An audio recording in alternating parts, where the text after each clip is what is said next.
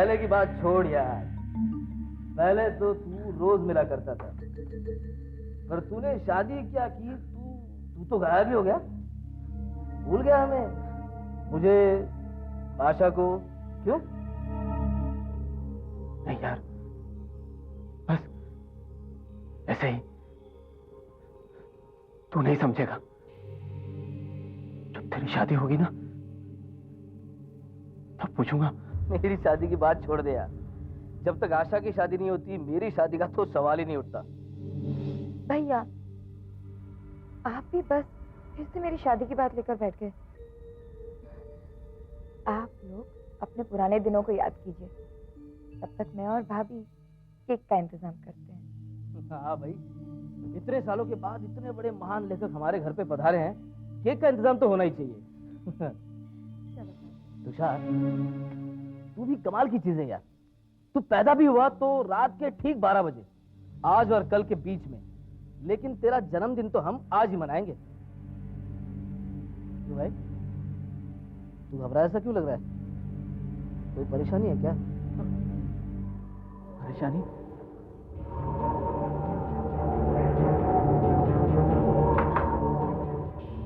जिंदगी का दूसरा नाम परेशानी ही है। शादीशुदा होने के बावजूद भी जिंदगी में एक अकेलापन छा गया है। ऐसे लगता है जैसे तुम्हारे सिवाय और कोई नहीं है जो मेरी मदद कर सके। बात क्या है? कोई मुसीबत है? हाँ पंकज, एक बहुत गहरी मुसीबत है। मेरी बीवी। तेरी शादी को अभी 3 साल भी नहीं हुए, मुझे लगा तुम लोग बहुत खुश हो। यार पंकज, हर इंसान को अपनी जिंदगी में सच्चाई का सामना करना पड़ता है, और सच्चाई मेरे सामने खड़ी है। आज रात को मेरी तकदीर मेरा फैसला कर देगी कि मैं जिंदा रहूंगा या मर जाऊंगा। कहानियां मत सुनाया, साफ साफ बता बात क्या है। बताता हूं, सब कुछ बताता हूं। 1 साल पहले की बात है। एक दिन, तब मेरी शादी भी नहीं हुई थी, मैं घर पर ही था। रात काफी हो चुकी थी। मैं गहरी नींद में था। मैंने कोई डरावना सपना देखा और घबरा गया। मुझे ऐसा लगा जैसे कोई मुझे मार रहा है। मैं डर गया। फिर अचानक मेरा सारा कमरा बदल गया। मेरा बिस्तर, खिड़कियां, पर्दे, दरवाजे, सब कुछ बदल गया। फिर मैं घबराकर अपनी नींद से जाग गया।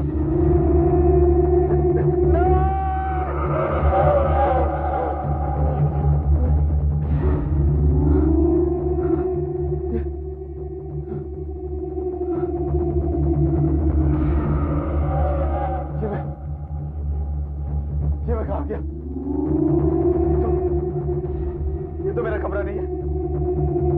मैं तो अपने कमरे में सोया हुआ था। मैं किसी और के कमरे में कैसे आ सकता हूँ? ये कैसे हो गया? कैसे हो गया?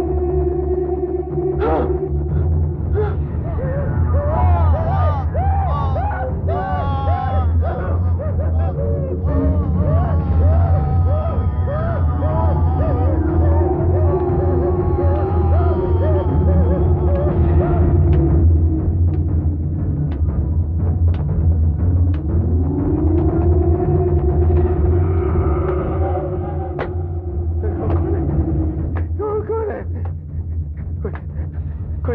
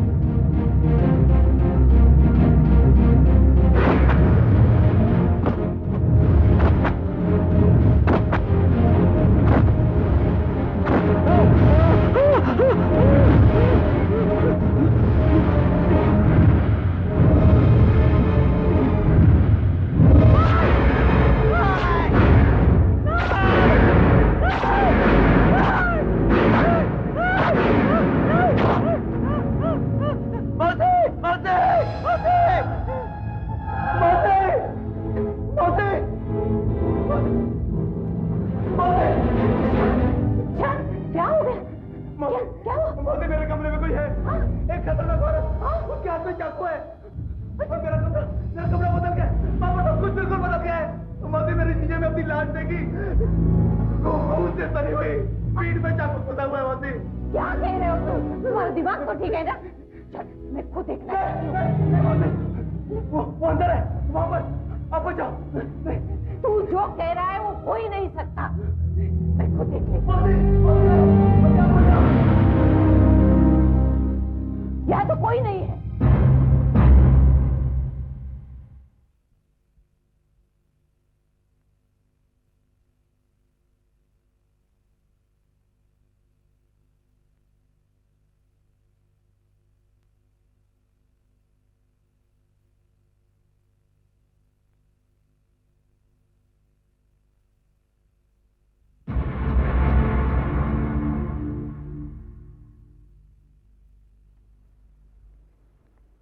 ले बेटा।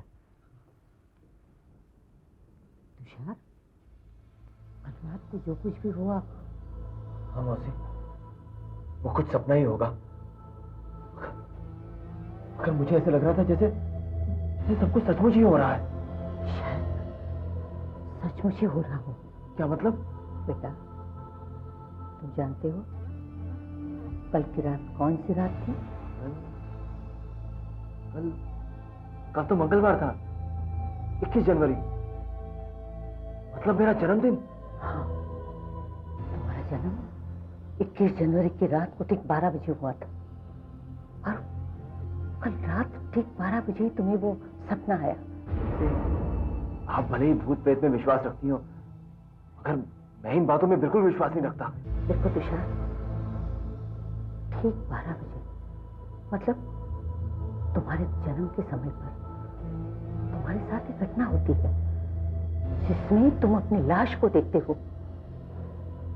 तुम देखते हो कि एक अजीब से कमरे में एक औरत तुम्हें मार रही है। शायद ये सच भी हो सकता है। आपका मतलब है कल रात को जो कुछ भी हुआ वो सच भी हो सकता है? हाँ, कभी कभी हमारे मन की शक्ति हमें आने वाली घटनाओं के बारे में बता देती है। हमें पूर्वाभास हो जाता है कि आगे हमारे साथ क्या होने वाला है। कल रात तुम्हारे साथ जो कुछ भी हुआ शायद तुम्हारी जिंदगी में होगा। मेरी जिंदगी में होगा? हाँ, एक दिन शायद तुम्हारे जन्मदिन की रात को कोई औरत तुम्हें मार डालेगी, बिल्कुल कल रात के सपने की तरह। तुमने उस औरत का चेहरा नहीं देखा, इसलिए बेटे हर औरत से सावधान रहना। न जाने इनमें से कौन तुम्हारी जान लेने वाली है। मुझसे ये सब सहन नहीं होता, ये सब और बर्दाश्त नहीं होता। डॉक्टर प्लीज आप मेरी मदद कीजिए, प्लीज। देखिए रश्मि जी, मेरी कोई दवाई आपके काम नहीं आएगी। मेरी मानिए, आप कहीं बाहर जाइए घूमने के लिए, लोगों से मिलिए, नए नए फ्रेंड्स बनाइए। आपका अकेलापन ही आपकी बीमारी है। Are you sure doctor? आप कहती है तो मैं ऐसा ही करूंगी। हाँ हाँ, बाहर जाइए, थोड़ा घूमिए फिरिए, इससे आपको ही फायदा होगा। Okay, thank you doctor.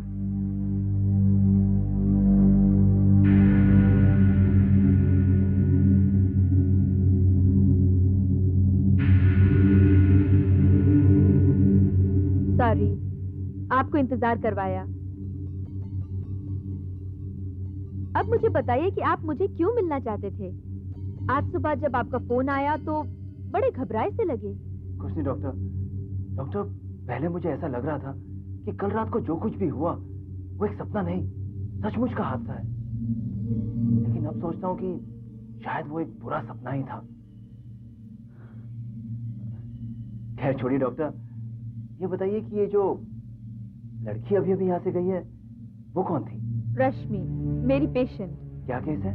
देखो, एक डॉक्टर होने के नाते मुझे बताना तो नहीं चाहिए, बस इतना ही कहूंगी कि इससे दूर ही रहो।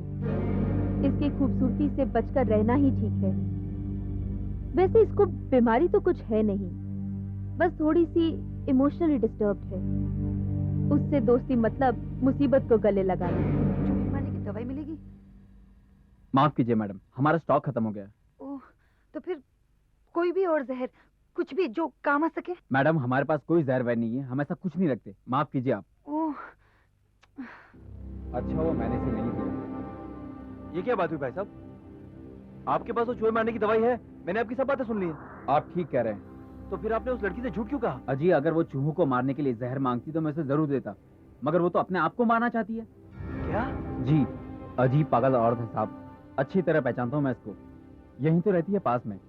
अजी हमेशा कुछ दिनों बाद इसको ऐसे ही दौरे पड़ते हैं और फिर यहाँ आकर चूहे मारने का जहर मांगने लगती है। कमाल है, इतनी खूबसूरत लड़की और आत्महत्या करना चाहती है।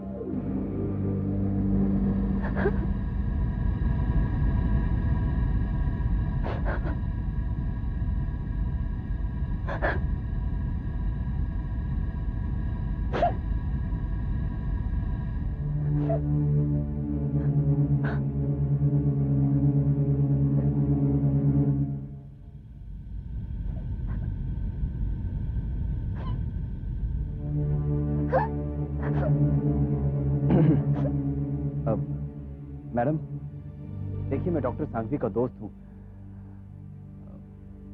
मेरा नाम तुषार है। मैंने आपको डॉक्टर सांघवी के दवाखाने में देखा, इसलिए आपका पीछा करते करते यहाँ तक चला है। और फिर हो सकता है कि मैं आपकी कोई मदद कर सकूं। आप मेरी मदद करना चाहते हैं? मेरी कोई मदद नहीं कर सकता। क्यों? ऐसी क्या बात है? वैसे तो मैं नॉर्मल हूँ, बस कभी कभी नींद से उठती हूँ तो अपने आप को दूसरी जगह पाती हूँ। पता नहीं मैं वहां कैसे पहुंच जाती हूँ। ओह, तो नींद में चलने की बीमारी है आपको। ये सब किस वजह से होता है? बुरे सपने? पता नहीं, मैं होश में नहीं रहती, शायद इसलिए कुछ याद भी नहीं रहता। बस एक अजीब सी हलचल महसूस करती हूँ, एक घुटन, जिससे दिल चाहता है कि किसी का खून कर डालूं। मुझे अपने आप से नफरत होने लगी है। मैं किसी का खून करने का सोच भी कैसे सकती हूँ? कभी कभी दिल चाहता है कि मैं आपको मार डालूं ताकि मामला ही खत्म हो जाए। कोई नहीं जानता मैं किस हाल में हूं। मैं बिल्कुल अकेली पड़ गई हूं। कौन कहता है कि आप अकेली हैं? मैं हूं ना आपके साथ।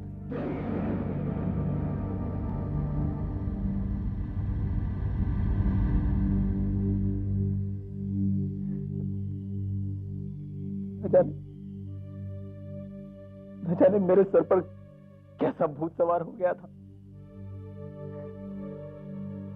रश्मि के प्यार में मैं मौसी की दी हुई चेतावनी भी भूल गया, और साथ साथ वो खतरनाक सपना भी भूलता चला गया। और फिर एक दिन हम दोनों ने शादी कर ली।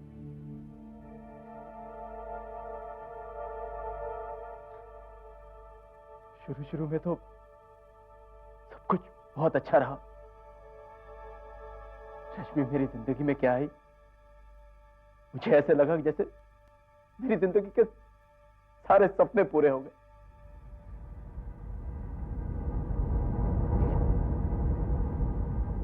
3 महीने बाद एक रात में एक कहानी लिख रहा था। रश्मि भी सो चुकी थी और मैंने देखा कि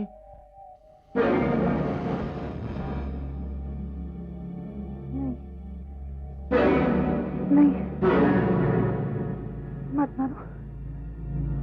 रश्मि, नहीं, मत मारो। नहीं। रश्मि, रश्मि बात क्या है? रश्मि, रश्मि, रश्मि।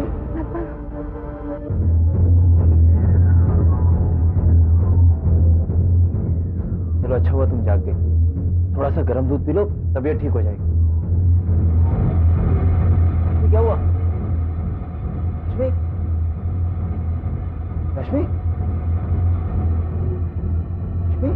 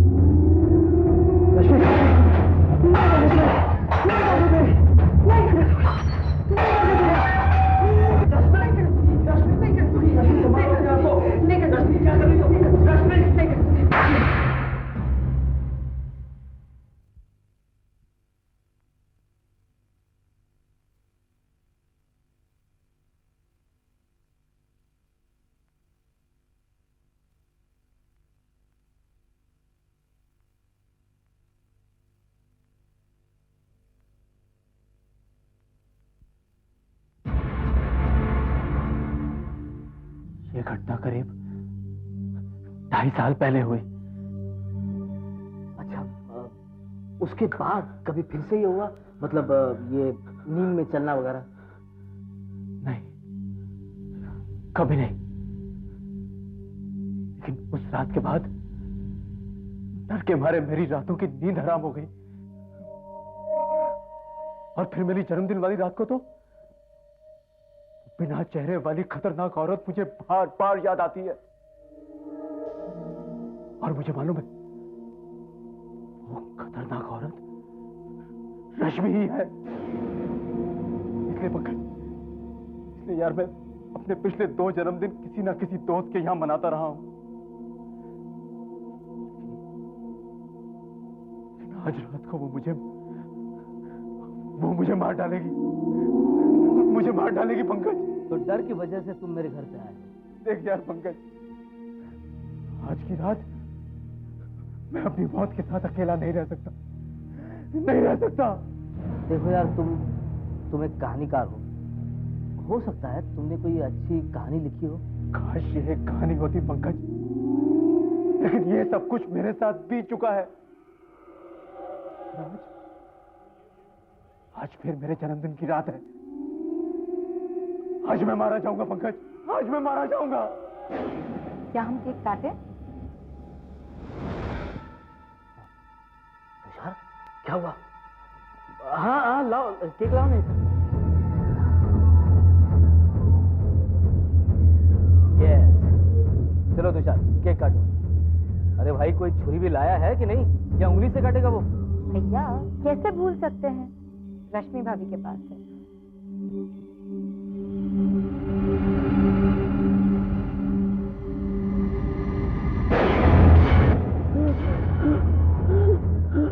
अरे ये तो मेरा चाकू है। लगता मैं इसे कबर में रखना भूल गया। नहीं, ये तो वही चाकू है।